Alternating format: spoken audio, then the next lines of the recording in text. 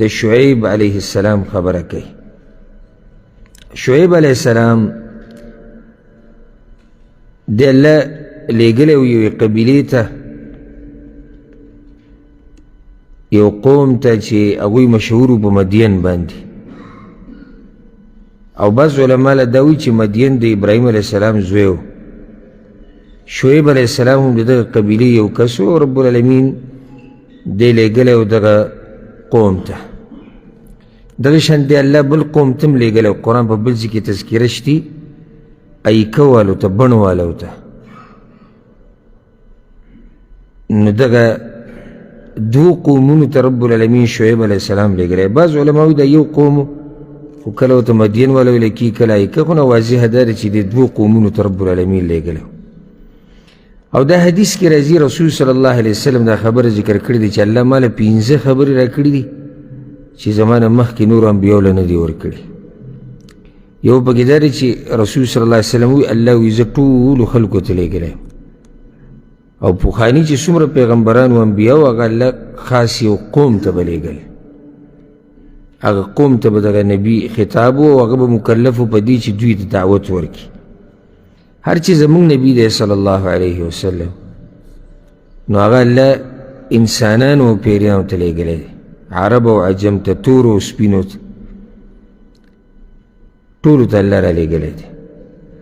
نو اوس د شعیب علیه السلام واقعه، د شعیب علیه السلام دا قوم خو په شرک کې اخته و، لکه دا څومره قومونو تذکرې چې وشوه دوی کې ګټه بیماري د څه وه؟ شرک وه. ورسره دوی په نورو ګناهونو کې هم اخته و، لکه ناب تول کې کمی کول. دا د شعیب علیه السلام په قوم کې لویه بیماري وه، ناب تول کې کمی کول.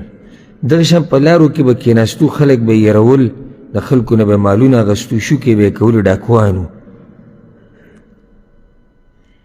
او دا په ناب تول کې کمی کول دا چې نن سبا څومره په زور او شور سره زموږ په علاقو کې، زموږ په خلکو کې روان دی، نو د هغې تپوس مه کوه. بیا موږ راشو دا خبرې دا تپوسونه کوو چې یاره بس حالات ښه نه دي او ملک ګډوډ دی او رزق کې تنګسیا ده او مسلې ډېرې دي او غربت ډېر دی او بد امني ده. نو د کوم ځای نه به امن راشي، د کوم ځای نه به برکتونه او رحمتونه راشي، او زمونږ هغه طریقې ته وګوره، زمونږ معاملاتو ته وګوره د خلکو سره. او قرآن کې الله رب العزت دا خبره ذکر کړې ده، ویل للمطففین الذین اذا اکتالوا علی الناس یستوفون واذا کالوهم او وزنوهم یخسرون.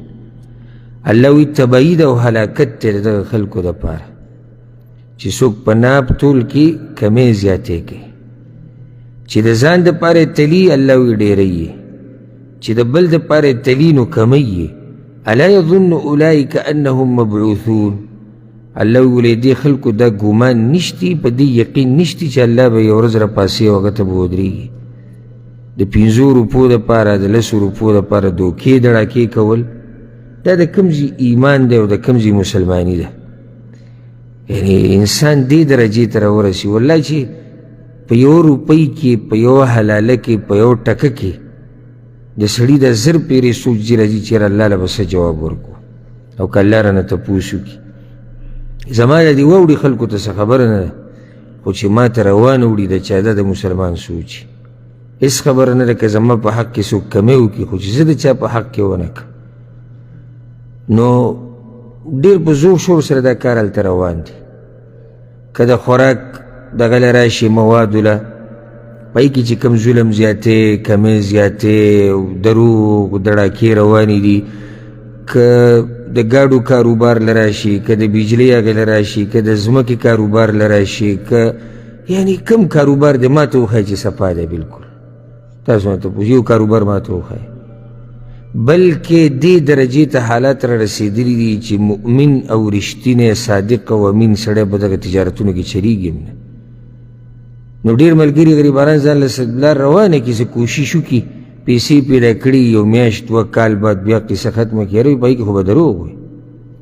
بلکې یعنی بې ایمانۍ ته وګوره که نه، چې تا پسې خلک راځي تا ته نصیحتونه کوي، که ته داسې رښتینی نه وګوره ته ګټه نشي کولی. اوس ته سوچ وکړه او بیا موږ راشو تپوسونه کوو چې ولې معاشره ګډوډه ده، ولې قوم ګډوډ ده، ولې ملک ګډوډ دی. په یو ملک، په یو معاشره، په یو قوم کې تا ته باقاعده نصیحت کېږي، دې ته اوس نصیحت وایي. ورو که ته داسې روان یې ته خو به ځان تباه او برباد کړي. دروغ وایه، جعلي سامانونه خرڅوه، د دروغو قسمونه خوره، هله به ته کامیاب شي. یو وخت کې زموږ والد صاحب الله دې جنت الفردوس کې ځای ورکړي، هغه یو دکان کولاو کړو، په هغې کې به د خوراک دا سامانونه خرڅېدو. دې دلته سعودي کې هلته یو دکان، نو هغه دکان یې د یو مولوي صاحب نه اخیسته. اوس دې ته سوچ کوئ. او دغه اهل بدعو کې غریب نور څه سره کار نه، خو نوم پې د مولوي صاحب پروت و. داسې ډېر دي د نام نهاد مولیان چې مولا دی بس ګرځي. موږ خو هر سورګیرې ته شاګل وایو چې بس ګیره یې او پټکی ټوپۍ یا رومال په سر پروت وي، دا شیخ صاحب دی، مولوي صاحب دی.